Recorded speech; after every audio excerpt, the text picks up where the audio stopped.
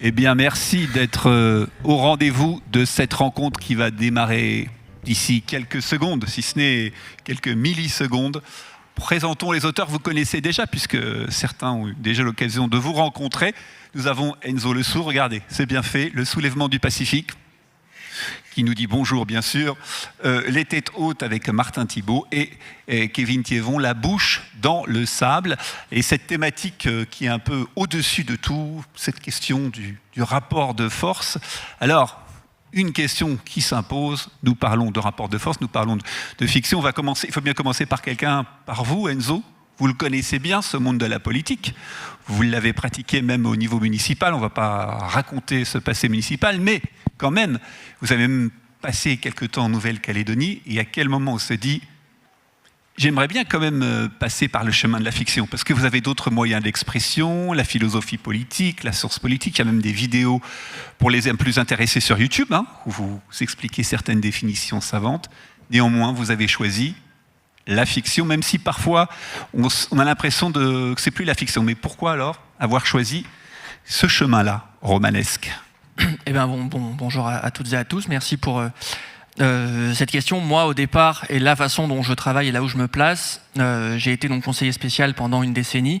C'est-à-dire, j'étais l'homme de l'ombre d'un décideur politique, d'un leader politique, en l'occurrence d'un maire, le premier maire écologiste d'une grande ville de France. Et le conseiller spécial, c'est celui qui n'a des compétences en rien. Moi, je suis expert en rien, mais par contre, je construis des stratégies, des campagnes électorales, des plans de mandat, des imaginaires, des discours. Donc j'étais en charge, en gros, d'assurer toujours une météo au beau fixe autour de l'élu pour lequel je travaillais. Mais ça veut dire que vous inventiez déjà une forme de fiction quand vous étiez conseiller spécial ? Voilà, c'est là où il y a une jonction qui m'intéresse et que je vis comme une forme de libération en basculant dans la littérature. C'est que pour la première fois, donc là j'écris en mon nom de la littérature, et que surtout je travaille sur ce qui est pour moi un des terrains de prédilection et de jeu du pouvoir, à savoir encoder ou décoder le réel. Et que c'est tous les débats qu'on a en ce moment autour des questions de la post-vérité, sur les narratifs politiques qui largueraient totalement les amarres par rapport à la réalité. On a tous en tête Donald Trump, par exemple, qui s'affranchit totalement des références au réel. Et donc moi, j'ai retourné cet argument du pouvoir qui est chez lui lorsqu'il encode le réel, en dévoilant cette fois-ci, en utilisant la littérature pour me libérer de cette pression, on va dire, du pouvoir qui encode le réel, qui définit le réel, qui prescrit des rôles, qui positionne des narratifs officiels et qui évacue d'autres réalités alternatives pour remettre dans le radar par la littérature des réalités qui ont été effacées par le pouvoir, donc par les stratégies d'Emmanuel Macron en Nouvelle-Calédonie, mais plus généralement des stratégies, on va dire, d'installation d'un pouvoir relativement autoritaire et qui s'affranchirait ou qui pourrait tenter de s'affranchir des règles de l'état de droit. Donc j'ai assumé, parce que c'est ma compétence, ma légitimité et mon travail, de mettre un rapport de force avec le narratif du pouvoir officiel en utilisant la littérature pour ce faire. Et donc c'est pour ça que j'ai utilisé cette fois-ci la littérature, le roman, le romanesque, pour aussi solliciter et susciter des émotions ou des préoccupations, des prises de conscience chez le lectorat, que si j'avais écrit un article universitaire, si j'avais écrit de la philo sur la question de la Nouvelle-Calédonie, comme j'ai pu faire de la philo par le passé puisque j'ai une thèse en philo, mon travail aurait été peut-être un peu moins percutant. Et donc d'utiliser la littérature, pour moi, c'est une libération, puisque ça vient challenger le récit officiel du pouvoir et combattre le pouvoir sur le terrain du narratif. Voilà, précisons pour ceux qui ne le sauraient pas encore que dans le soulèvement du Pacifique, il y a cet affrontement entre deux pouvoirs, la Nouvelle-Calédonie et la France sous la présidence d'Emmanuel Macron, un président indépendantiste, Louis Mapou, et en plus il y a le Covid qui arrive là, hein, et il y a cette question centrale qui peut nous paraître lointaine, celle de ou pas l'indépendance de la Nouvelle-Calédonie, ou en tout cas d'une libération de la Nouvelle-Calédonie d'un certain joug colonial, hein, pour reconstituer un petit peu la trame de ce livre. Martin, la question vous concerne également, puisque dans les Têtes Hautes, vous nous faites rentrer dans le monde de la maintenance ferroviaire. Alors, un mot de la maintenance ferroviaire, parce qu'on peut se dire qu'est-ce que c'est que ça, pourquoi c'est, puisque vous parlez du monde ouvrier, mais la maintenance ferroviaire, le monde ouvrier, parce qu'en fait ce sont des ateliers mais qui fonctionnent comme des usines, même si on ne fabrique pas de produits à part entière, où l'on entretient les trains, hein, c'est cela?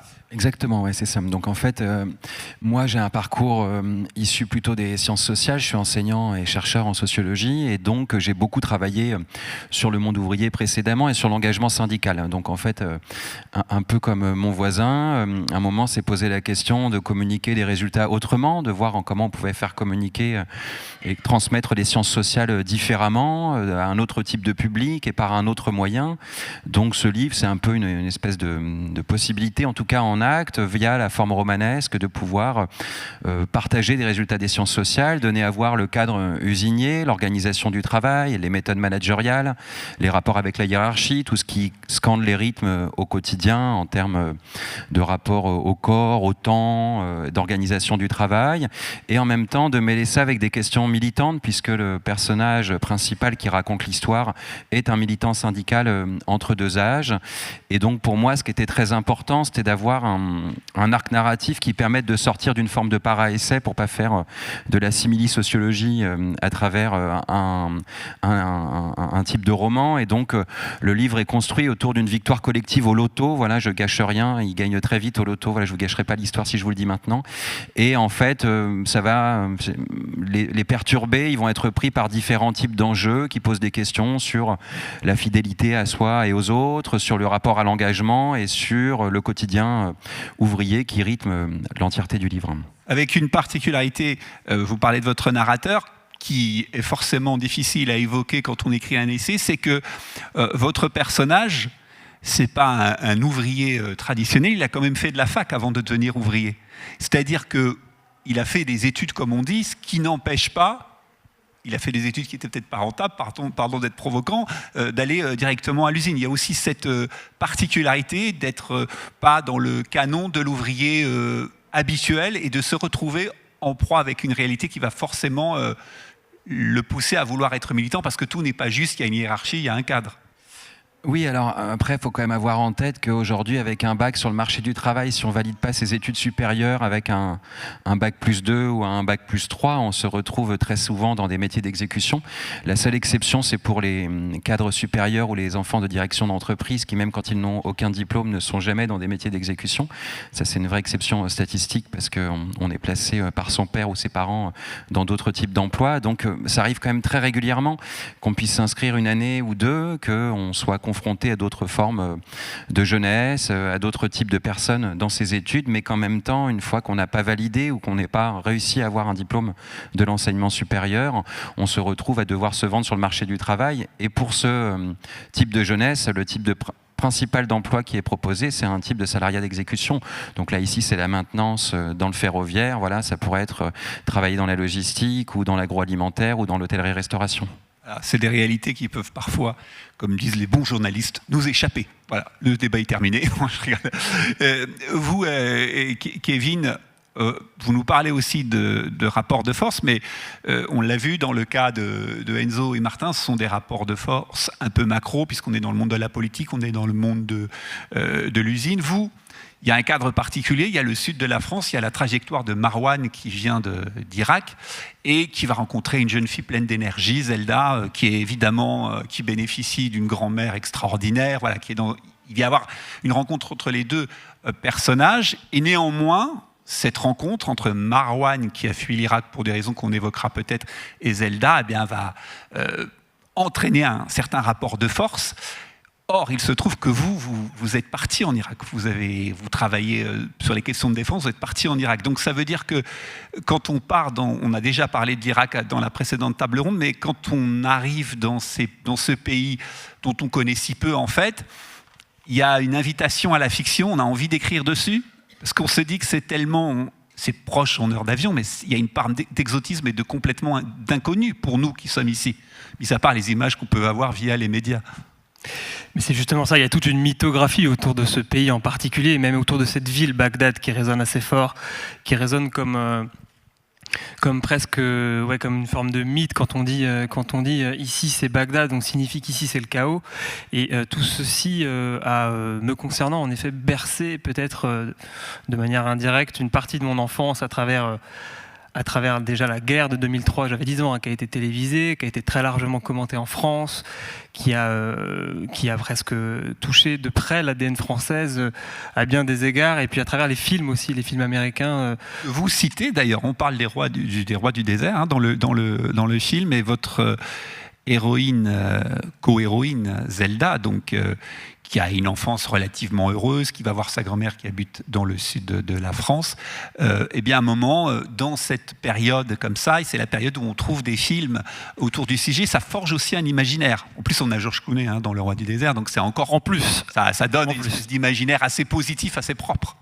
Mais justement, moi, il n'y avait pas de livre chez moi, donc on était bercé par la télé et puis par les films en l'occurrence. Et le 19-20 aussi, toutes ces sources d'informations qui reviennent en redondance. Voilà, et cet imaginaire devient le cadre référentiel général de tout ce qu'on va commencer à penser quand on va passer l'âge adolescent, quand on va devenir adulte. En fait, les références initiales, elles sont là, elles se sédimentent petit à petit, et en fait, elles ne partent pas tant qu'on les critique pas, tant qu'on les soulève pas. Donc, c'est le personnage de Zelda, en l'occurrence, qui constitue sa connaissance à partir de ces référentiels-là, notamment, et puis de sa grand-mère, bien sûr, qui va inoculer en Zelda une conception de l'Orient au sens très large du terme, voire fantasmé, voire cliché du terme. Et cette approche très indirecte du coup de l'Orient et en particulier de l'Irak est le cœur de ce texte dans la manière dont il interagit avec l'Irak en lui-même à travers le personnage de Marwan. C'est vraiment deux mondes qui se confrontent, un monde de paix connu, que l'on connaît en l'occurrence qu'est la France, et un monde de guerre qu'on distingue de loin avec tout ce que charrie la télé à l'époque. Donc voilà, ça c'est pour le début du texte. Et j'en profite pour dire que si vous avez lu ces livres et que les auteurs sont là, bien sûr, vous le remarquez, bien vous pouvez poser vos questions, n'est-ce pas? Vous êtes ouvert aux questions d'un lecteur. Alors maintenant, la question qu'on vous a posée 74 000 fois, Enzo, on l'a dit, c'est une fiction, mais il y a quand même des personnages réels, dont un certain Emmanuel, qui réside à l'Élysée, c'est cela, dont on parle abondamment, puisqu'il est un des co-acteurs. Alors, vous parlez de lui, par exemple, nous sommes le mercredi 15 septembre 2021, à Paris, palais de l'Élysée, il est 12h16, c'est ça, vous vous en souvenez? Immobile face à la fenêtre de son bureau, Emmanuel regarde les jardins de l'Élysée d'un air absent. Il a besoin de temps pour analyser le mouvement. Derrière le contrat que l'Australie vient d'annuler, la tectonique des plaques a grincé. À peine un craquement de quelques millimètres à l'autre bout de la planète, mais quelque chose a basculé. C'est le mental de Emmanuel Macron, et on se souvient peut-être de cette annulation de contrat d'armement par l'Australie, qui évidemment était au préjudice de la France. Alors comment on prend le risque d'écrire sur le président de la République dans un contexte où, on va dire objectivement et factuellement, il est souvent décrié? Vous avez dû, gommer des clichés, vous l'avez écouté, réécouté, vous êtes plongé dans Madame Fiction? Moi, mon métier, ou ce qui a été mon métier pendant 10 ans, c'est de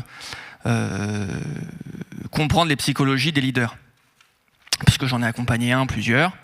Et typiquement, donc, le maire pour qui je travaillais avait candidaté à la primaire des écologistes en 2021 pour accéder à la présidentielle de 2022. Bon, il a été malheureux à cette élection, mais n'empêche qu'on avait commencé à travailler une analyse psychologique du jeu politique qu'on allait avoir sous les yeux. Et donc, voilà, moi j'ai beaucoup travaillé sur l'imaginaire d'Emmanuel Macron. J'ai beaucoup lu sur les ouvrages sur sa psychologie pour comprendre un peu comment il fonctionne. Et ce qui m'intéresse au-delà de la psychologie d'Emmanuel Macron, c'est comprendre comment, quand vous avez comme ça des leaders, que ce soit au Palais de l'Élysée ou Louis Mapou, qui est du coup sur un autre imaginaire politique, que sur l'imaginaire politique, en tout cas que j'ai travaillé sur le référentiel kanak ou océanien, qui n'a rien à voir avec le référentiel de férocité et d'urgence d'Emmanuel Macron. Je confronte et je donne à voir ces deux psychologies-là qui sont réunies dans un espèce de corps à corps à 20 000 km de distance, avec d'un côté un président qui, en effet, vous l'avez un peu dit, qui est aux abois, ou en tout cas qui sent qu'il est à la tête d'une puissance mondiale sur le déclin, en tout cas qui est de plus en plus contesté au niveau international et au niveau intérieur lui-même. Donc il y a ce président français qui monte en charge en termes de férocité. Et donc le portrait que je fais de Macron, moi voilà, je le présente comme quelqu'un, j'ai beaucoup travaillé sur sa psychologie comme sur d'autres personnes, mais comme quelqu'un qui est extrêmement féroce et qui est prêt pour maintenir ce qu'il appelle ses intérêts de la France, ou la conception qu'il se fait des intérêts de la France, tricher un peu avec les règles qu'il avait lui-même posées. Mais moi je ne travaille pas uniquement sur Emmanuel Macron. Typiquement, il y a Louis Mapou qui est qui est en référence, qui est dans un autre référentiel qui n'est pas du tout dans un imaginaire occidental, chef de l'État, glacial, raison d'État, qui est dans un autre imaginaire. Et l'objectif du roman, c'est justement de peut faire dialoguer ces deux conceptions du pouvoir, entre d'un côté un Océanien qui est en train, un peu surpris, un peu lui-même surpris par son peuple, qui se rend compte que son île va sortir de la France et que la Nouvelle-Calédonie, au final, s'arrache de la France par le référendum de fin 2021, que la France a torpillé, dans la vraie vie, la France a torpillé ce référendum pour éviter que la Calédonie sorte. Donc il y a eu un petit twist, un petit coup de Machiavel à ce moment-là, porté par Emmanuel Macron et son équipe.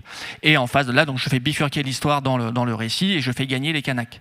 Et même le président calédonien est un peu surpris, donc lui-même tout d'un coup se retrouve à poser des voies ferrées devant un train qui est lancé à 1000 à l'heure. Et donc voilà, il y a cette psychologie qui se met en place. Et puis à l'époque, ce bras de fer psychologique entre les deux personnes, j'ai écrit le bouquin en 2023. À l'époque, Elon Musk n'était pas encore un leader politique qu'il deviendra plus tard sous Donald Trump, mais Elon Musk a des éminents intérêts industriels en Nouvelle-Calédonie, puisque c'est le nickel de Calédonie qui sert à équiper les batteries de ces Tesla.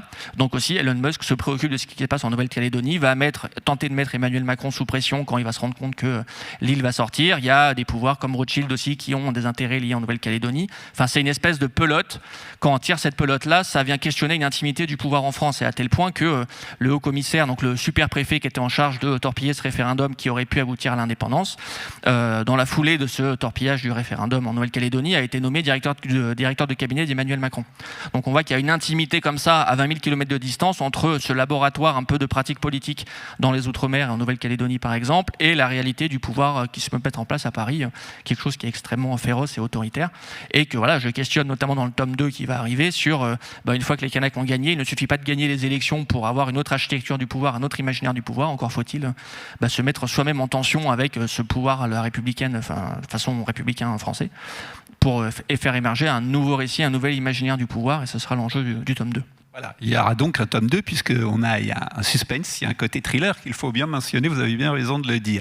Donc on parle de l'écriture dans ce rapport de force, de ceux qui incarnent ce rapport de force.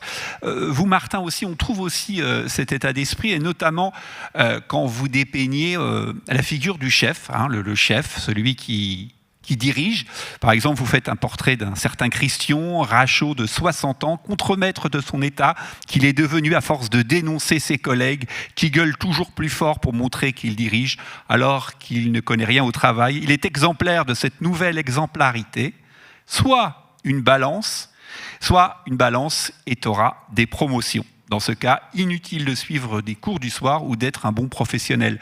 C'est Christian. Alors, si quelqu'un s'appelle Christian dans la salle, il aura bien compris qu'il peut être tout à fait sympathique. Disons, ce contremaître, ce sont des personnages qui, lors de vos travaux de sociologie, vous avez rencontrés.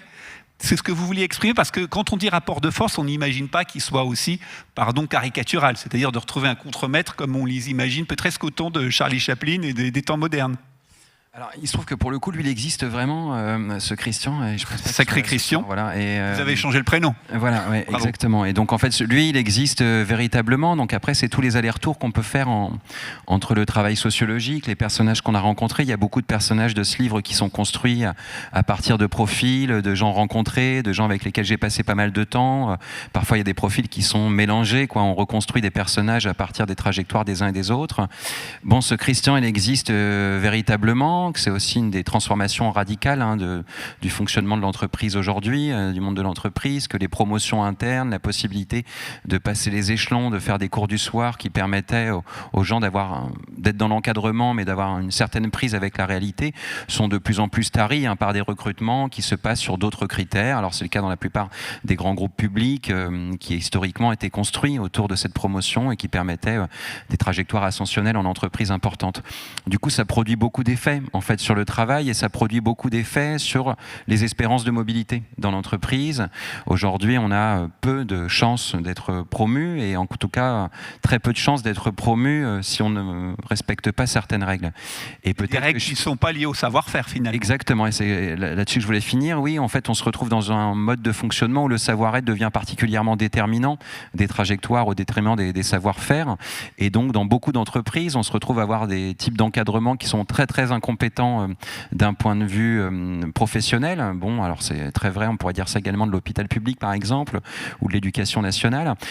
Et en même temps, parce que les gens ont très peu exercé ce travail, ne le connaissent pas de l'intérieur, n'ont pas exercé l'activité, et avoir des types de recrutement, de promotion qui reposent beaucoup plus sur des savoirs comportementaux que sur des connaissances professionnelles.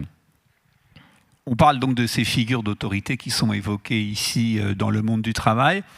Vous et Kevin aussi, vous passez par la réalité avec une démarche qui peut paraître compliquée au départ. C'est qu'on a évoqué ce Marwan, donc, qui a fui l'Irak, qui se retrouve à travailler dans ce parc de loisirs. Alors, il y a une fête foraine à côté ici, à Laval, donc voilà, peut-être qu'il y a un Marwan.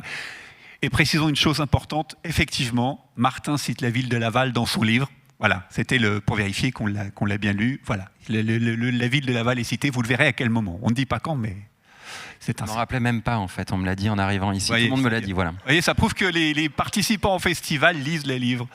Revenons à votre livre, Kevin. La démarche, elle est compliquée dans votre rapport à la réalité. C'est que Marwan, il a, comment dire, un aïeul qui est quand même embarrassant, c'est le moins qu'on puisse dire. C'est un personnage qu'on a vu passer dans l'actualité pour des mauvaises raisons, c'est Ali le chimique, un spécialiste et bien évidemment des armes chimiques qui a abattu, décimé des milliers de Kurdes. On est en 1988. Comment va naître dans votre tête d'écrivain l'idée de faire vivre ce Marwan en ayant ses origines? Parce que a priori, on se dit que pour la fiction, c'est plus simple, pardonnez-moi l'expression, d'être Marwan, qui a un lien de parenté avec un opposant au régime de Saddam Hussein, avec quelqu'un qu'on identifie comme potentiellement bon. Là, vous prenez quand même le parti de nous faire vivre le destin de Marwan, en sachant quand même que sa référence à son pays d'origine, c'est quand même une figure du mal. Ça a été une difficulté, une provocation pour éveiller l'attention des lecteurs ? Non, certainement pas une provocation, une difficulté sans aucun doute. Dans les matériaux littéraires qui m'inspiraient, qui m'intriguaient surtout, il y avait justement la figure du bourreau. Mais j'avais pas spécialement l'intention de parler d'un bourreau. En tout cas, j'avais pas le chemin qui se présentait à moi. Donc, et à l'inverse, j'ai pensé que la figure d'un descendant de bourreau, donc en l'occurrence le petit-fils de Ali Hassan al-Majid, Ali el-Chimik, était peut-être d'autant plus intéressante parce que me permettait déjà de faire beaucoup plus de choses, d'aller plus loin et de voir la figure du bourreau de manière très indirecte, très contournée, et surtout de donner à voir, en tout cas à ressentir, ce que la pression d'un bourreau sur un descendant emporte de conséquences pour ce fameux descendant, notamment d'un point de vue émotionnel. Quand c'est familial, quand il y a une filiation familiale très forte, et c'est le cas entre Marwan et son grand-père, qui est un grand-père tout-puissant, très vertical, et en même temps qui sans doute fait preuve d'amour, c'est très. J'ai trouvé le matériau littéraire très intéressant pour justement essayer d'explorer en quoi le petit-fils devra à un moment donné s'écarter en fait de cette figure pourtant qu'il tient dans son cœur. Donc c'est difficile quand on a un grand-père qu'on admire et qu'on adore de se rendre compte qu'à un moment donné ce personnage a commis des crimes abominables. Donc voilà, ça c'était la motivation en l'occurrence sur ce personnage-là. Avec un élément que peut-être seule la fiction permet, c'est que ce Marwan, en fait, il a quand même des préceptes de vie de la part de son grand-père, pas des préceptes de barbarie, bien au contraire, des préceptes de sagesse coranique, etc. Ça veut dire qu'on a cette ambiguïté. Certes, ce type est poursuivi par la justice internationale et à juste titre, et en même temps, il veut être une source d'inspiration pour son descendant Marwan. Il y a aussi cette ambiguïté. Et c'est pour ça que je parlais de provocation, parce que ça provoque une forme de stupeur ou d'inattendu chez le lecteur. On a l'impression que si c'est un méchant, il va être méchant totalement et il ne va pas se permettre de vouloir léguer de la sagesse à son descendant. Et là, pas du tout, en fait. Il se pense sage. Il se croit sage, en effet, et c'est toute là. Vous avez mis le doigt sur le mot intéressant ici, c'est le mot ambiguïté. Donc quand je lis Les Bienveillantes de Jonathan Little, qui raconte l'histoire d'un nazi, je suis frappé et je me sens en effet peut-être interpellé par ce texte. Mais je le vois pas, je le prends pas comme une provocation en l'occurrence, le texte de Jonathan Little. Et donc c'est vrai que la démarche qui est la mienne sur ce personnage-là, encore une fois, c'est qu'un bout de l'histoire, je l'envisage pas comme une provocation, mais plus comme une exploration de cette ambiguïté qui est très étonnante. Quand on est un être humain, on est bien plus complexe que les crimes que l'on commet, aussi abominables soient-ils. On est bien plus complexe que les crimes que l'on commet. Oui, ça résume bien l'idée de ce que vous venez de dire. Bon, je recite la phrase parce qu'elle témoigne de cette idée-là. Oui, tout à fait, ce qui, en l'occurrence, n'excuse absolument en rien tous les crimes abominables commis. Et c'est là la difficulté en fait dans ce texte. C'est justement moi j'ai pas vécu de génocide, j'en ai pas fait les frais, et j'ai pas connu Halil Shimmiq. J'ai connu des gens qui ont côtoyé le régime de Saddam Hussein, mais j'ai pas connu ce cousin de Saddam. Donc il était difficile pour moi d'en parler. Donc je l'ai volontairement tenu très à distance dans ce texte, pour ne pas le faire exister plus que ça, puisque je ne voulais pas prendre ce risque-là de lui apporter trop de nuances, parce que c'est un affreux. Oui, il y a un moment, il faut dire les choses par leur nom. On ne va pas tourner autour du pot. Et on est dans ce décorum, chacun de vos livres le transmet au lecteur, du rapport de force. Et si on revient à votre ouvrage, Enzo, dans tout ce qui compose le rapport de force, il y a un élément peut-être inattendu quand on ne connaît pas la Nouvelle-Calédonie, c'est un média important, c'est la radio. Puisque vous faites parler la radio, alors vous faites parler un éditorialiste de France Inter, bon, on se dit ça c'est normal, mais plus exotique pour nous, c'est la radio, Radio Jiddu, c'est comme ça qu'on prononce, et avec quand même une prose qui dit ce qu'elle veut dire. Par exemple, vous écoutez Confetti d'Empire sur Radio Jiddu, l'émission qui regarde les deux côtés de la carte postale. Il est 7h pétante et Kanaki démarre sa 2e semaine dans l'état d'urgence sanitaire, puisqu'on est à l'époque du Covid. Alors ces radios, enfin en tout cas ce type de médias, puisque vous êtes vous êtes passé par la Nouvelle-Calédonie, vous l'avez écouté, vous avez pris conscience qu'elle était une des actrices de ce qui jouait de ce rapport de force, puisqu'on pourrait dire il y a propagande contre propagande. C'est comment qualifier tout cela? Déjà, encore une fois, moi j'ai écrit sur ce que je connais et je vois comment le pouvoir est toujours mis au défi par des narratifs qui le challenge, et typiquement en Nouvelle-Calédonie par rapport au récit officiel de la République qui est extrêmement descendant et qui utilise tous les canaux officiels, les médias on va dire classiques, les communications des préfectures ou du haut-commissariat, ou il y a des narratifs qui échappent au contrôle. Et Radio Jiddu, par exemple, c'est une radio qui émet sur Internet, qui est extrêmement pirate et qui est au service de la cause indépendantiste, et donc qui, en plus, diffuse des musiques, le Kaneka, enfin qui est la musique populaire kanak, et qui, du coup, propulse, façon les influenceurs, des récits qui échappent totalement au pouvoir.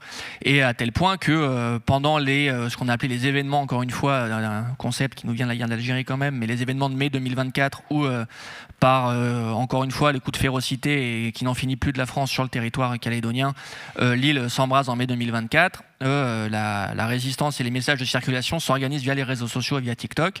Et c'est la première fois que la France, le gouvernement français, fait interdire l'usage des réseaux sociaux en délimitant un début et en mettant pas une fin. Donc c'est la première fois, là c'est une jurisprudence où un État, en tout cas français, se donne le droit d'interdire des réseaux sociaux, en l'occurrence TikTok. Après, donc ça a été attaqué, donc la France a perdu sur ça, évidemment, parce qu'on ne peut pas interdire un réseau social. La Chine peut le faire, mais la France ne peut pas, au vu des principes qui la guident. Mais n'empêche qu'elle a expérimenté, elle s'est donné le droit de le faire alors qu'elle n'avait pas le droit de le faire.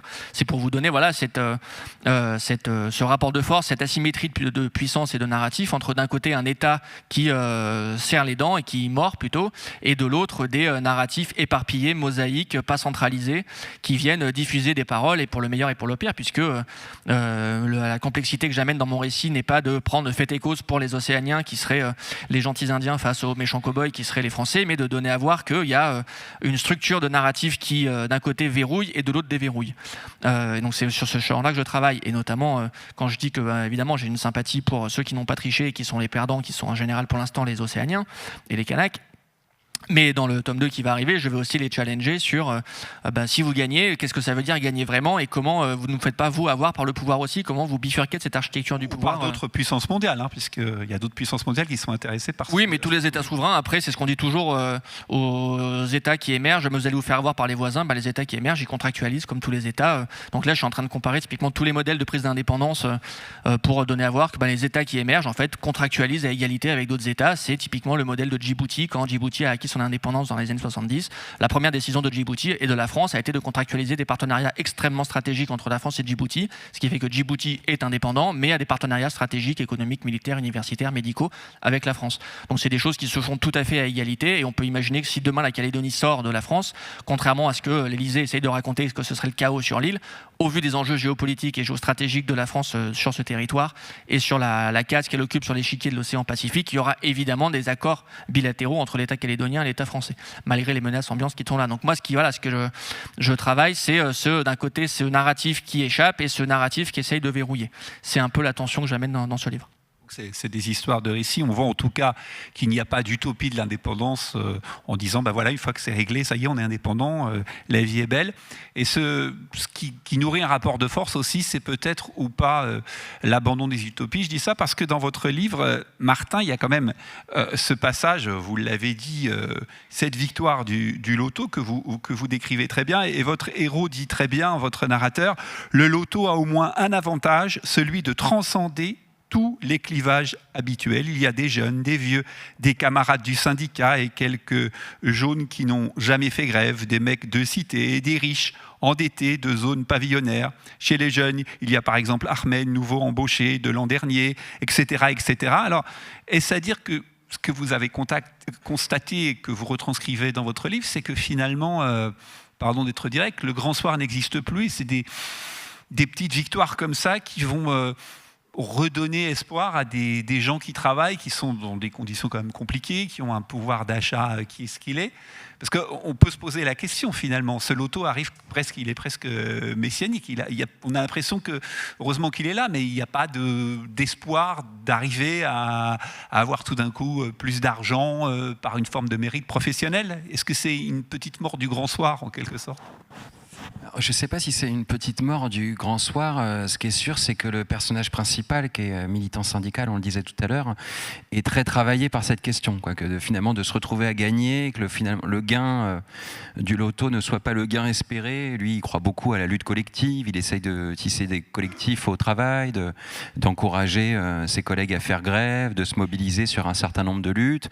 Et lui, il le raconte assez bien, quoi. Pour lui, jouer au loto, c'est juste au moins faire un truc de plus avec les collègues et ne pas laisser l'isolement, l'atomisation l'emporter au quotidien.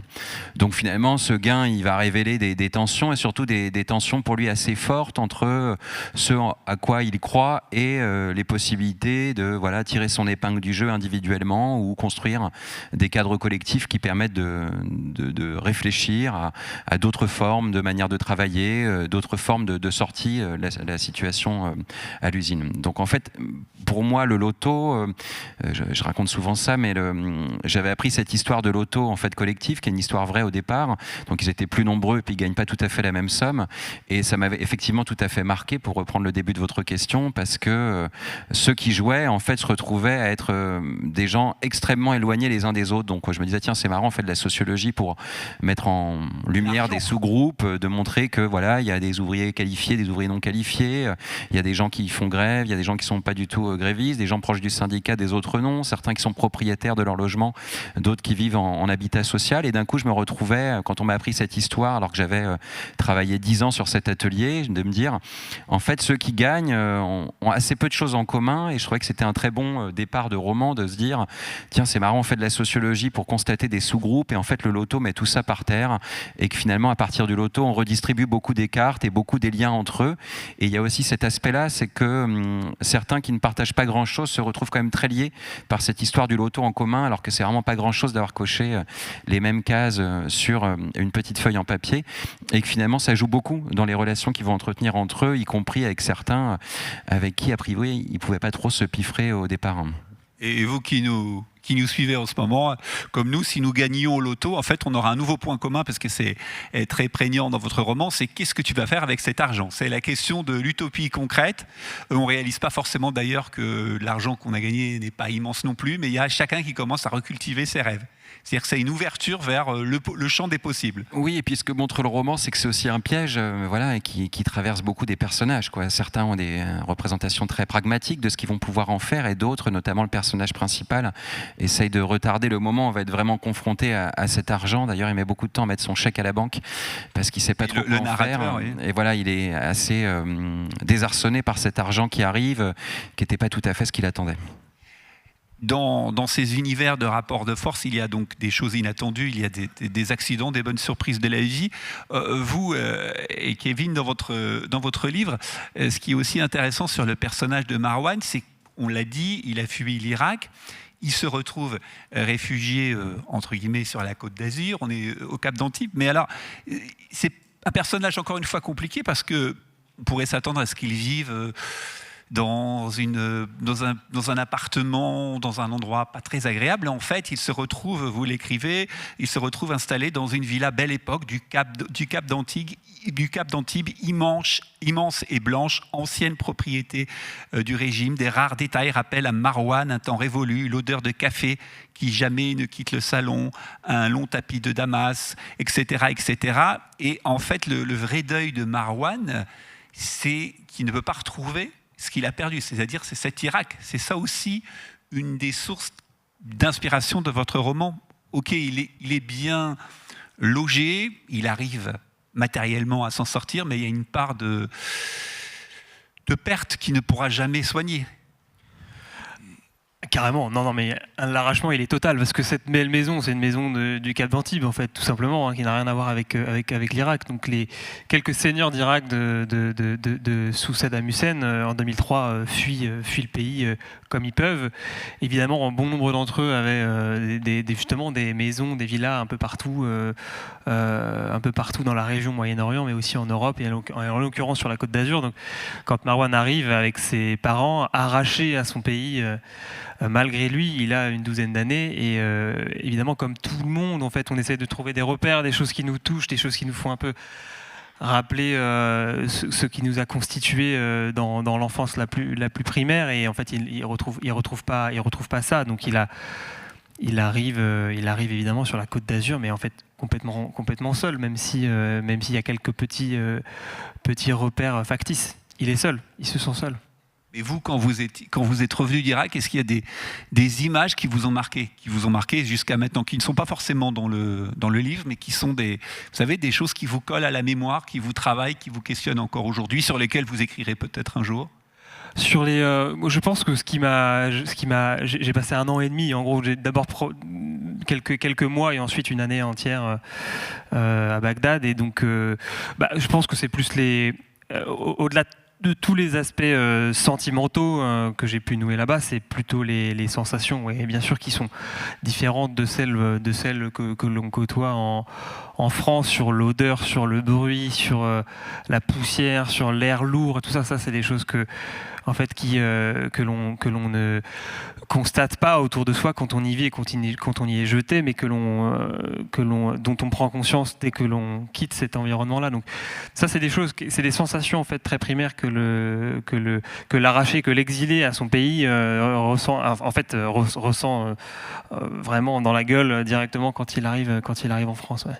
Donc Marouane venait d'Irak, il part d'Antibes. Marouane, vous avez pu l'imaginer, le croiser sans le savoir en étant en Irak. Mais Zelda, vous l'avez croisé quelque part ou seulement dans votre imaginaire? Zelda, donc cette fille qu'il va rencontrer, qui n'habite pas le coin, mais qui vient en vacances chez ses grands-parents, qui a des parents plutôt attentifs, qui bénéficie d'un bain culturel où on prend en considération ses appétences artistiques. Vous l'avez complètement inventée, Zelda, ou elle était... Oui, elle est inventée. Son prénom est bien sûr un hommage à la grande Zelda Fitzgerald. Vous l'aviez deviné, n'est-ce pas? On oublie évidemment parfois un peu trop en faveur de son mari écrivain très célèbre. Et pourquoi? Parce qu'en fait, elle est très vivante, très pleine de vie, donc j'ai vu des gens comme ça dans ma vie. Pétillante, on pourrait dire. Très pétillante, en fait, qui est pleine d'assurance, qui se sent pas spécialement en décalage, que ce soit avec son environnement proche, direct, donc familial, ou que ce soit avec son environnement éloigné, qui est en fait présente au monde sans trop se poser de questions. Et dans le texte, à un moment, il y a une phrase qui dit s'extraire de l'humanité banale. Elle est issue de ce qu'elle considère l'humanité banale. Elle est banale, en fait. Elle est pleine de vie, mais elle est banale. Elle est française banale, et donc elle aspire peut-être à un exotisme très fantasmé, bien évidemment. Et quand elle rencontre cet exotisme, ça crée des choses très fortes et ça va du coup accentuer un élan de vie peut-être encore plus fort que ça, peut-être qui va aller jusqu'à la possession, jusqu'à des choses peut-être un peu plus noires. Elle peut être une voleuse de vie, elle peut rapter la vie, mais ça, on ne va pas dévoiler tout le roman, mais en tout cas, Marwan va peut-être en être l'objet. Suspense. Vous parliez de rencontres, et Kevin, vous aussi, Enzo, quand vous étiez en Nouvelle-Calédonie, il y a eu des rencontres, des discussions avec des gens qui constituaient la Kanaki ou peut-être des représentants de l'administration qui vous ont marqué, qui restent en mémoire, ou même des sensations que l'on retrouve ou pas dans le roman, parce que il y a quand même de l'exotisme. Enfin, on ne peut pas oublier, c'est pas comme aller... Bon, Laval est exotique, mais la Nouvelle-Calédonie l'est aussi. Il y a plusieurs choses. Du coup, moi, déjà, une partie de ma famille donc, habite là-bas du côté de ma compagne et sont des infirmiers libéraux en soins psychiatriques, ce qui veut dire qu'ils accompagnent les populations les plus vulnérables, notamment dans la grande banlieue de Nouméa, qui sont évidemment les Kanaks qui cumulent toutes les injustices et toutes les vulnérabilités, et qu'en gros, il n'en reste plus que quelques infirmiers qui vont les voir en faisant des grandes rondes toute la journée pour s'assurer que les médicaments sont bien pris, que les repas sont bien faits, et que du coup, voilà. Donc ça, c'est ma réalité de par ma famille maintenant. Et en termes de ressenti et d'image et de souvenirs, moi, j'en ai peut-être deux sensations et un truc qui est un peu plus politique. Mais sensation pour moi, c'est le bruit des oiseaux. J'en parle un peu dans le livre, mais je ne sais pas si des gens ici ont été en Nouvelle-Calédonie, mais il y a une symphonie permanente de bruit d'oiseaux qu'on n'a jamais entendu. Du coup, il y a le matin, le soleil il se lève très très tôt à 4h du matin et ça démarre à fond jusqu'au coucher du soir. Et du coup, toute la journée, il y a un vacarme que je pourrais vous chanter parce que je les ai encore en tête, les mélodies. Allez-y. Non, je non, on ne veut pas. Mais voilà, il y a il y a une bande-son et une symphonie incroyable. Et on a vraiment l'impression d'être parachuté au milieu d'un monde qu'on n'a jamais connu, qu'on ne connaît pas du tout, qui du coup a rien d'exotique, qui est même plutôt qui était là depuis très longtemps et qui sera là très longtemps après nous, quelque chose de vraiment de très permanent. Une odeur aussi de feu d'herbe, puisque du coup les Kanaks ou même les Blancs qui habitent dans leurs maisons passent leur temps à brûler l'herbe de leur jardin pour tondre la pelouse. Donc il y a une odeur comme ça, âcre, de petites fumées, de petites odeurs d'herbe voilà, partout sur l'île. Et la dernière sensation qui est plus politique et qui est un peu l'émotion qui déclenche mon bouquin, moi je l'ai dit au début, mon travail c'est de faire un peu éponge et de sentir des tendances, des émotions collectives, de sentir un peu les pulsations là où en sont les gens. Et quand je suis allé en Calédonie, du coup c'était à la mi-2022, c'était 6 mois après ce référendum torpillé par la France, j'ai vu une population, kanak essentiellement mais pas que, puisque le processus diplomatique qui a été torpillé aussi a traumatisé les loyalistes qui tenaient au dispositif qui était mis en place, c'est de voir un sentiment, d'être confronté à un peuple qui est vaincu. Et c'est ce que je disais hier quand je présentais mon ouvrage. Moi, j'ai l'impression d'être devenu blanc en Nouvelle-Calédonie. Avant, moi, quand je suis 35 balais, blanc en France, Sciences Po, philo, je suis pas blanc, je suis normal. Et en Nouvelle-Calédonie, par contre, je deviens blanc.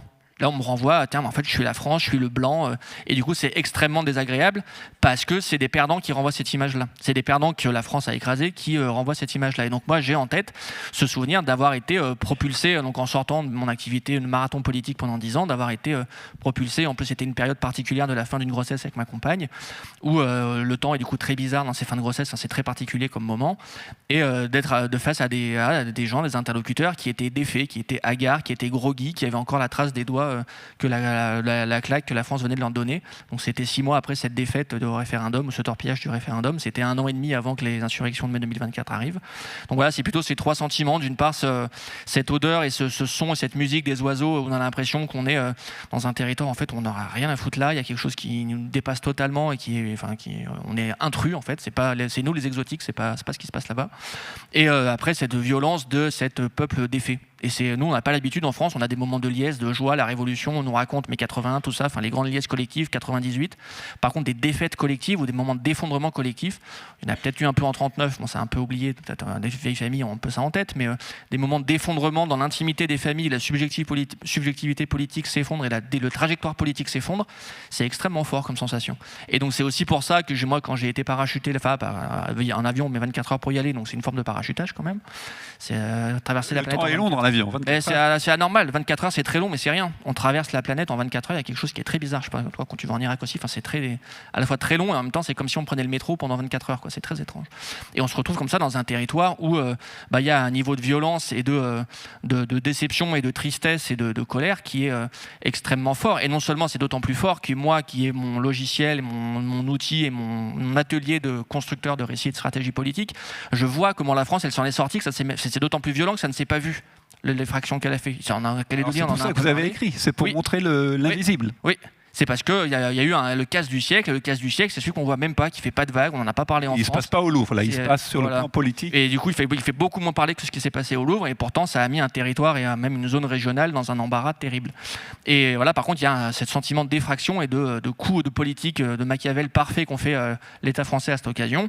Et moi, qui ai un tout petit peu de lecture sur ces stratégies-là, je me dis, bon, en fait, c'est pas possible que ça se passe aussi simplement. Donc je vais utiliser ce que je sais faire, à savoir manier du récit politique et construire des récits et des narrations pour donner à voir et révéler cette violence extrême qui a eu lieu et qui a mis à bas des stratégies diplomatiques qui dataient, enfin qui n'étaient pas gauche-droite, qui étaient en cours, qui avaient été lancées par Michel Rocard dans les années 80 et qui avaient été suivies par tous les présidents et tous les gouvernements jusqu'à Emmanuel Macron. Donc il y avait une intelligence collective transpartisane en France et sur la place qui rassemblait les loyalistes et les indépendantistes au service d'une trajectoire démocratique qui a été fracassée en 2021 du coup, avec la nouvelle stratégie indo-pacifique d'Emmanuel Macron. Bon, ça rentre un peu dans la théorie, mais... Et donc voilà, moi, mon levier d'action et mon levier émotionnel, c'est, je me dis, mais en fait, il y a des gens qui sont à terre, qui sont vraiment vaincus, et ça s'est même pas vu. En gros, le coup a été furtif. Mais quand vous dites ça, c'est factuel ou c'est militant ? C'est factuel. Enfin, la partie factuelle de ça, c'est que là, dans un tout petit peu de théorie, d'histoire juridique, là, donc il y a un processus démocratique de 3 référendums pour dire oui ou non voulez-vous sortir de la France.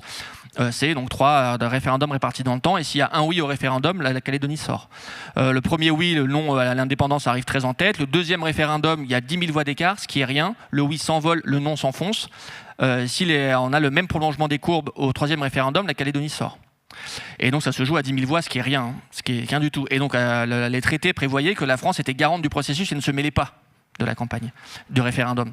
Et à l'été 2022, Macron sent, dans la vraie vie, sent que ça peut déraper, et donc il triche, et il va faire campagne, il va en déplacement sur l'île, donc il fait des positions pour les loyalistes, il fait circuler un document qui est dans le livre, des vrais extraits juridiques qui sont dans le livre, un document de campagne, où il dit si vous sortez, voilà les conséquences, le chaos sur vous allez fermer votre aéroport international, vous n'aurez plus accès à l'euro, plus au marché européen, donc en gros c'est le chaos qui vous attend.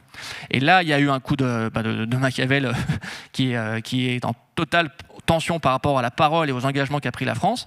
Et le 3e coup de Trafalgar qui a été mis en place, c'est que, alors qu'Édouard Philippe en plus poussait à l'époque pour rester sur le calendrier officiel et que permettaient les traités, c'était d'avancer le référendum en plein milieu du deuil kanak.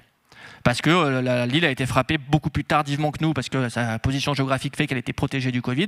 Donc ils ont mangé le Covid à l'été 2022. Alors que nous, on était déjà sortis, et Macron avait la possibilité de décaler le référendum après la présidentielle de 2022. Il ne l'a pas fait, il l'a maintenu donc à l'hiver 2021, alors que les traités lui donnaient la possibilité de le faire après la présidentielle. Mais sans doute échaudé par Jacques Chirac, qui en 88 s'était tapé une prise d'otage, enfin Mitterrand et Chirac qui s'étaient tapé une prise d'otage à Ouvéa en 88 et que ça avait failli faire déraper la présidentielle. Il a avancé son calendrier à une date extrêmement compliquée, contre l'avis du Sénat coutumier qui rassemble les tribus kanaks, contre la possibilité que lui donnaient les traités diplomatiques qui prévoyaient ces accords-là. Et il est passé en force, alors qu'il aurait pu faire tout à fait autrement. Voilà, donc l'histoire n'est jamais loin et on voit que c'est toujours une actualité agitée. Est-ce que vous, Martin, vous avez le sentiment d'avoir écrit un livre militant ou pas ? Parce que, bien sûr, c'est un acte de fiction. Peut-être un militantisme qui donne à voir le monde ouvrier. Vous parlez de tous ces lieux où ils se croisent après le travail, par exemple le bar, où on boit des bières. C'est des réalités qui sont évidemment pas à 24 heures d'avion de chez nous, mais qu'on peut peut-être ignorer. Là, ça se passe en banlieue parisienne. Est-ce qu'il y avait une part de militantisme où vous vouliez faire entendre des voix ? Parce que c'est ce que nous dit Enzo, c'est qu'il a fait entendre des voix qu'on n'a pas finalement assez entendues. Est-ce qu'il y avait une volonté de faire entendre des voix que l'on n'entend pas ? Et même si parfois il y a des reportages ou des sujets, on ne les entend pas autant que dans votre livre. Oui, alors moi je suis très marqué par les représentations habituelles du monde ouvrier de manière générale en France depuis à peu près 25 ans. C'est-à-dire qu'on parle des ouvriers dans 2 situations d'un point de vue médiatique. La première, c'est quand il y a une percée du Rassemblement national, donc pour les accuser d'avoir voté massivement pour le Rassemblement national. Et l'autre représentation, qui est souvent proposée par les mêmes journalistes, qui est un peu antinomique, c'est de parler des ouvriers uniquement quand ils ont perdu leur boulot. Donc on donne l'impression d'un monde en déclin, il n'y en a plus du tout, et en même temps il y en a suffisamment au moment des élections pour pouvoir voter pour le Rassemblement national. Bon, dans les deux cas, c'est relativement faux. Il y a plus de 5 millions d'ouvriers en France. La plupart ne votent pas, sont très loin de la vie politique. Et dans cette ambition, en tout cas, de faire un roman avec des personnages ouvriers, bon, alors je ne sais pas si en soi c'est très militant, mais en tout cas dans le champ de la littérature, faire exister des personnages ouvriers dans une littérature qui est globalement plutôt bourgeoise. Après, c'est pas un jugement de valeur que de dire ça, c'est que historiquement la littérature est plutôt bourgeoise. Que moi, je lis beaucoup de romans où, voilà, j'ai l'impression que les gens habitent dans des appartements avec 6 chambres et 4 salles de bain dans les beaux quartiers parisiens. Tout le monde ici. Sans que le travail ne soit une question et sans que le travail ne soit explicité. Donc en tout cas de faire un livre qui s'ancre dans le monde du travail, de faire que des ouvriers soient des personnages romanesques, de faire que des militants syndicaux travaillés par des questions puissent être des personnages romanesques, me paraissait déjà une ambition relativement importante, voilà, à travers ce livre, pour pouvoir faire exister d'autres figures romanesques et ne pas se contenter des représentations qu'on dit souvent en sociologie, soit misérabilistes, soit populistes. Et je pense que c'est important de tenir le fil pour ne pas être tombé dans un écueil d'un côté ou de l'autre, soit d'une forme d'héroïsation un peu grandiloquente, qui a un peu fait les beaux jours du Parti communiste pendant longtemps, mais qui a un peu aussi pesé sur la représentation ouvrière, tant qu'on dit que c'est héroïque, et puis le jour où ça marche plus très bien, ça finit par se casser la gueule, et soit d'une vision extrêmement misérabiliste, qui est très présente aussi quand on les accuse de voter pour le Rassemblement national, avec cette idée qu'ils sont encore un peu nombreux, et en plus ils votent mal, qui est une espèce de truc de donneur de leçons, en plus partiellement erroné quand on regarde les données de manière détaillée. Donc en tout cas, faire exister des personnages ouvriers comme des figures romanesques me semblait être un enjeu particulièrement important.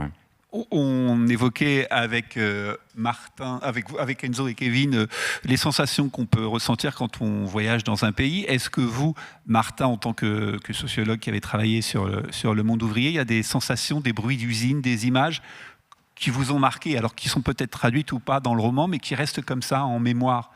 Il y a une musicalité du bruit particulière. C'est pas de la musique, évidemment, on l'aura compris, mais c'est cet enchevêtrement mécanique. Moi, mon instrument de travail principal, je suis ethnographe. En fait, je suis sociologue, mais très branché par l'ethnographie. Donc, je passe énormément de temps à écouter des gens parler.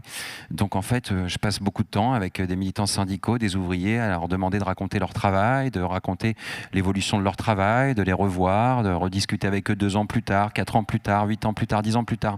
Bon, maintenant, comme je vieillis, il y en a certains que je suis depuis presque 20 ans, donc ça permet de les voir vous connaissez bien, oui. Et on se connaît bien. Donc, en fait, il y a aussi ce truc-là, c'est-à-dire de donner à voir, de rendre justice, de faire exister cette parole dans un cadre différent, de l'incarner dans une forme romanesque. Et puis, moi, quelque chose qui est très important dans mon travail, c'est que il est fondamental que les gens pour lesquels on fait les choses puissent y avoir accès. Donc, quand on écrit des sciences sociales, alors, moi, je suis très bourdieusien. Le grand problème de Bourdieu, c'est que c'est formidable et très émancipateur, mais que les classes populaires y ont relativement peu accès, parce que c'est un peu compliqué à lire. Bon, je me disais que voilà, une figure romanesque était une possibilité de permettre à des ouvriers, en tout cas, de pouvoir être attrapé par le livre beaucoup plus facilement que quand on leur propose un travail sociologique qui est parfois un peu plus dur, un peu plus âpre à lire et en tout cas moins incarné. Bon, alors il se trouve que le livre est sorti depuis une petite année, donc ça me permet de mesurer qu'au moins là-dessus ça marche, Voilà, je n'ai pas rencontré tous les ouvriers de France, mais en tout cas j'ai au moins eu une bonne dizaine de retours de militants syndicaux, de militants ouvriers qui ont lu ce livre-là et qui m'ont très bien dit que voilà, le premier ne l'aurait pas lu. Et pour la petite histoire, quand j'avais rendu ma thèse à plusieurs ouvriers qui étaient des copains, il y en avait un qui l'avait lu avec beaucoup d'attention tout en considérant que c'était quand même un peu compliqué comme travail, et l'autre m'avait dit c'est très bien, il avait regardé la tranche, le bouquin faisait 400 pages en disant tu t'es donné, il me manquait quelque chose pour caler ma télé. Donc dans ces cas-là, on sait que voilà, la transaction est surtout matérielle, Donc oui, c'est ça, cette volonté que l'objet de fiction soit accessible en fait. Exactement, oui. Vous, et Kevin, on l'a dit, on est aussi dans cet univers d'un rapport de force, en l'occurrence porté par des acteurs, pas des acteurs politiques, des acteurs du quotidien. Il y a un personnage intéressant, évidemment, qu'on ne peut pas ne pas mentionner. C'est ce monsieur qui travaille dans ce parc de fêtes foraines, qui va jouer un rôle important. Encore une fois, vous aurez l'occasion de lire ses livres, c'est ce qu'on vous souhaite évidemment. Mais pourquoi avoir choisi justement ce décor de parc de fêtes foraines ? Puisque, rappelons-le, il y a donc Marwan, ce réfugié irakien, il y a Zelda, pleine d'énergie, ils vont se rencontrer, il va y avoir des conséquences, mais on aurait pu imaginer que ce parc soit trop festif pour justement s'imprimer et s'inscrire dans ce monde de rapport de force. Vous avez été dans une fête foraine et vous avez trouvé l'ambiance tellement particulière que vous avez dit ça glisserait dans mon roman. Comment c'est arrivé ce monde? Vous étiez à la fête foraine de Laval qui n'est qu'à quelques... On est bien en 40. J'y suis passé hier soir et j'aurais dû y passer bien avant d'écrire le roman. J'aurais peut-être écrit différemment du coup, mais non, en fait, la fête foraine, elle présente plein d'intérêts. Elle constitue déjà en elle-même un imaginaire extrêmement riche. Elle est un endroit où ça résonne fort, où ça grince, où il y a du sucre, où il y a des odeurs, du bruit, etc., une musique. Et donc en fait, en elle-même, cet objet fête foraine, je le trouve objet de vie, mais exceptionnellement vivant justement. Et l'intérêt d'une fête foraine, c'est que l'on soit à Antibes en l'occurrence ou à Bagdad, finalement à la fin les manèges grincent de la même manière. Il y a peut-être un peu plus de poussière à Bagdad qu'à Antibes, mais je veux dire c'est la même chose. Quand on est dans le Grand 8, on a le pouls qui bat pareil. Enfin, et quand on est avec ses parents, ses potes, ses cousins, j'en sais rien, que ce soit dans le Grand 8 à Bagdad ou dans le Grand 8 à Antibes, c'est pareil en fait. C'est la même chose. Donc il y a comme un effacement des frontières dans ce manège-là. Et puis moi j'ai été dans les deux manèges, donc à Suite Bagdad. Vous avez expérimenté les deux manèges. J'ai été dans les deux manèges. Et forcément, mon texte, il part quand même le point de départ est quand même extrêmement sombre et la démarche artistique en l'occurrence c'est d'aller vers la lumière dans ce texte. Et donc le jeu des contrastes entre les moments très obscurs et les moments de joie forte, il était à mon avis intéressant pour faire progresser la narration vers quelque chose de plus lumineux. Le parc d'attractions, il est cet endroit-là qui va canaliser du début à la fin cette forme de lumière. Et en même temps, ce parc d'attractions accueille des moments de vie adolescente que l'on a tous, j'espère, plus ou moins vécu. Enfin, en tout cas, c'est mon cas et c'est le cas de beaucoup de personnes. Le parc d'attractions nivelle toutes les classes sociales et en même temps voilà, c'est peut-être la première fois qu'on voit se nouer des liens entre un autre garçon, une fille, peu importe, avec beaucoup de chaleur quoi, et on s'excite, on crie, enfin bref, un endroit que je trouvais plein de vie à bien des égards et en même temps le même partout. Vous parliez à l'instant, Enzo, du côté surréaliste. On a 24 heures pour prendre l'avion et se rendre à l'autre bout du monde. Mais quand on est dans un parc d'attractions à Bagdad, à un moment, on n'a pas l'impression d'être dans une fiction. Ça paraît complètement surréaliste. Vous l'avez vécu? Vous étiez dans quel état d'esprit? J'étais vraiment pas dans une fiction, mais je vois ce que vous voulez dire. Enfin, la fiction, le caractère fictionnel ici viendrait du fait qu'on se sait à Bagdad, on se sait dans un pays qui a meurtri et en l'occurrence en guerre, et en même temps on est là et en fait on mange des bonbons et il y a toujours les mêmes cris de joie.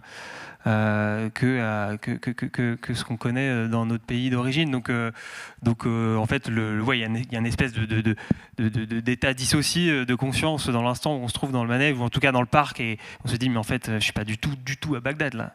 Mais si, on est bien à Bagdad. Si, quand on sent les odeurs et quand on perçoit un peu les bruits et les odeurs vraiment de pot d'échappement, on est bien à Bagdad.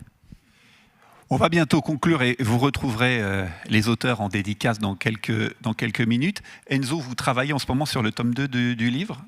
Et quand on est dans cette situation, alors on rêve la nuit de ces personnages. Vous vivez avec eux en permanence, vous devez faire des arbitrages. Oui, c'est permanent. Enfin, j'ai une partie de mon cerveau qui travaille toujours, une petite roue qui est sur le sujet, où je construis mes scénarios, mes idées, mes confrontations, mes personnalités qui s'affinent en discutant les unes avec les autres, en discutant aussi beaucoup avec les lecteurs ou avec les retours de lecture que je peux avoir. Ça fait émerger aussi des sujets que moi je n'avais pas du tout vus. Donc c'est extrêmement stimulant d'avoir des retours et d'être en dialogue et de faire vivre le texte. Enfin, j'ai aucun rapport de sacralité à mon texte. Je pense que si je devais réécrire le livre aujourd'hui, je l'écrirais pas de la même façon. Enfin, il y a vraiment quelque chose de très à un moment T. Enfin, c'est une photo, c'est pas voilà. Donc je suis très, en devant sur mon texte et j'espère une sortie pour septembre-octobre prochain. Voilà, ce rendez-vous est pris. Vous, Martin, vous envisagez, vous êtes déjà sur les rails d'une autre fiction qui parle, c'est le cas de le dire, rails d'une autre fiction. Vous avez Ouais, dire. Oui, en fait, c'est commencé. Ouais. Du coup, voilà, un livre qui parle toujours aussi un peu du monde du travail et qui est beaucoup plus ancré en banlieue parisienne. Voilà, sur un récit sur la banlieue à différentes époques. Mais j'en suis au début. Alors, je ne sais pas si avancé que toi. Je cherche des personnages en ce moment, voilà. Le casting. Et est-ce que le fait de continuer à parler du monde ouvrier dans un deuxième roman, c'est aussi, de régler des arbitrages? Parce que dans ce premier roman, il y a forcément des images ou des gens que vous n'avez pas retenus pour votre fiction et qui vont peut-être retrouver place dans le deuxième livre, parce qu'il y a eu des arbitrages, des choix qui ont dû être faits. Ouais, alors ça s'est pas présenté tout à fait de cette manière-là, quoi. Il y a des gens qui existaient de manière très évidente, quoi, par rapport à travers des personnages réels, et puis d'autres, voilà, où c'est aussi le plaisir de la fiction, quoi, de pouvoir recréer des personnages, les réinventer, changer quelques-unes de leurs pratiques, de leurs dispositions, de les décrire un peu différemment et de pouvoir faire advenir des personnages. Et moi, un truc qui m'a fait vraiment très plaisir dans l'écriture, moi qui écoute les gens parler toute la journée, dans mon travail, c'était de pouvoir aussi fabriquer des dialogues et de pouvoir faire entendre la langue dans ces échanges, notamment au bistrot le soir quand ils se retrouvent, les types de discussions qu'ils peuvent avoir, qui sont souvent accompagnés de boissons bien sûr, mais qui permettent aussi vraiment de faire exister ce type de parole ouvrière dans la littérature et ici dans un roman. Et vous, Kevin, quel a été le plaisir dans la fiction? Martin disait reconstituer des dialogues. Vous, il y a eu quelque chose d'un acte fictionnel qui vous a fait particulièrement plaisir à imaginer? La complexité de la personnalité des personnages, c'était évidemment l'exercice le plus dur et en même temps le plus stimulant de faire venir quelqu'un. Évidemment, il y a des personnages réels qui ont existé, mais il y a aussi beaucoup de personnages fictionnalisés. Donc ça, c'était assez jouissif de les faire exister, d'avoir l'impression qu'en fait, on les avait déjà croisés dans la rue. Et un deuxième livre en préparation? Je suis un peu en Trenzo et d'accord, Martin, entre Trenzo et Martin. Donc avancé, mais plutôt toi. Peut-être, moi j'ai un ou deux personnages déjà de plus que toi, sans doute. Toujours à Bagdad ou ailleurs? Non, ça n'aura rien à voir. En tout cas, vous pouvez, et dès maintenant, découvrir les 3 livres, les 3 mondes, qui nous racontent chacun à leur manière les rapports de force et qui montrent que la littérature arrive à déstabiliser les équilibres des puissances, des dominants et des dominés. Merci beaucoup à vous d'avoir été avec nous cet après-midi.